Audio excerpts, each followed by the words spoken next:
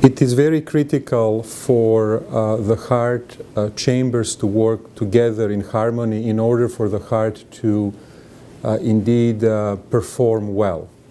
Unfortunately, in disease conditions such as a heart attack, heart chambers and the whole heart wall starts to work in desynchrony. In other words, certain areas become out of sync. And this can precipitate poor performance, in other words, heart failure. A number of therapies have been developed to resynchronize the heart, and we speak of so-called device-based pacing in order to reintroduce a harmonious pumping function. Unfortunately, in roughly a third of patients, these approaches do not fully work.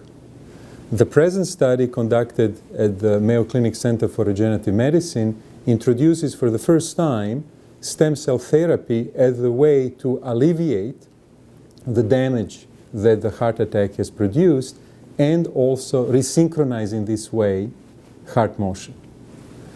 And so we are introducing this new concept of biological resynchronization that underscores that this success is obtained based on cell-based regenerative approaches, which in the future may be of particular value in patients with very difficult cases of so-called refractory desync. Our study is showing as a therapeutic approach is stem cell therapy can be an option for the disease condition, and also early stage of the disease intervention can prevent to the disease progression. The standard of care today relies heavily on so-called cardiac resynchronization therapy, also known as CRT, which is based on device-based pacing.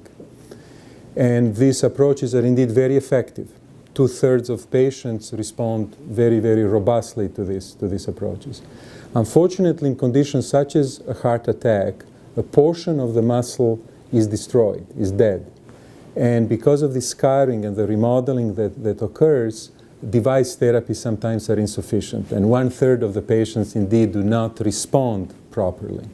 So introducing a stem cell-based therapy allows us to rebuild the damaged heart and ensure ultimately resynchronization. While this study is a so-called proof of concept study, in other words, was done in experimental models, the knowledge, the new knowledge that we have obtained from this study provides a firm foundation to proceed into expanding these studies, validating them, and ultimately one day bringing them all the way to patients. This study allows us for the first time to realize that a regenerative approach can be very successful in rebuilding the heart muscle, and by rebuilding the heart muscle, ultimately allowing the heart muscle to work in synchrony as a whole, as an entity.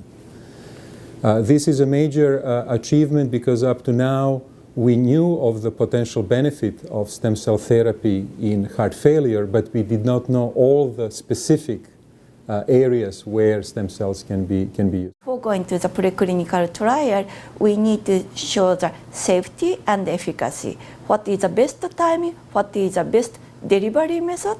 What is the appropriate dose of the stem cell therapy? All we need to study more in detail.